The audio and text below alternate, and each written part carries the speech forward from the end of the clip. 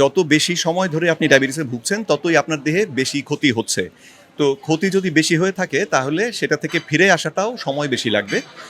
কিন্তু ডাক্তার জেইসন ফাং, যিনি কানাডার একজন নেফ্রোলজিস্ট, তিনি ৩ সপ্তাহে রোগীকে এই ডায়াবেটিস মুক্ত এই অর্থে করেছেন যে তার কোনো ঔষধ তখন আর লাগছে না। ২০০ ইউনিট ইনসুলিন যিনি দৈনিক ব্যবহার করতেন, তিনি এখন আর ইনসুলিন ব্যবহার করছেন না। এই পর্যায়ে নিয়ে যেতে পেরেছিলেন মাত্র ৩ সপ্তাহ সময়ে।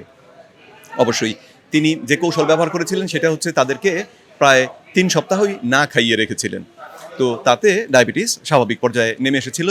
তো এইভাবে আমরা যদি ডায়াবেটিসটাকে নিয়ন্ত্রণ করতে চাই তো তাহলে সেটা করা সম্ভব। তো আরেকটা বিষয়ের ক্ষেত্রে একটু গুরুত্ব দিয়ে বলে রাখা দরকার, সেটা হচ্ছে মেডিকেল যে ফিল্ড, এই ফিল্ডে বা ইন্ডাস্ট্রিতে ডায়াবেটিসের ক্ষেত্রে নিরাময় শব্দটা আমরা ব্যবহার করতে পারি না।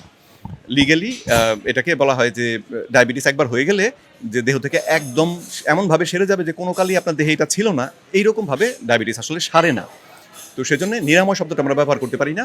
ইংরেজিতে ব্যবহার করা হয় রেমিশন শব্দটি, যার অর্থ হচ্ছে যে বাংলায় বলতে হবে যে রোগটা আপনার দেহে আছে কিন্তু নিষ্ক্রিয় হয়ে আছে, আপনার কোনো ক্ষতি করছে না, আপনার জীবন ধারায় বা আপনার জীবনযাপনে কোনো বাধা সৃষ্টি করছে না। তো ঔষধও খেতে হচ্ছে না আর কোনো বাধাও সৃষ্টি হচ্ছে না যেহেতু, সুতরাং এই অবস্থাটাও এক ধরনের নিরাময় বলতে পারেন, যে আপনি অসুখে যে কাতর হয়ে আছেন তা নয়। তো কিন্তু অন্যদিকে আবার যদি আমরা পরিষ্কার বলি যে কাউকে যে ডায়াবেটিস আমি নিরাময় করে দেব, তাহলে ডাক্তাররা এই ব্যাপারে আপত্তি করবেন এবং মেডিকেল সায়েন্স এখনো নিরাময় শব্দটা ডায়াবেটিসের ক্ষেত্রে ব্যবহার করে না।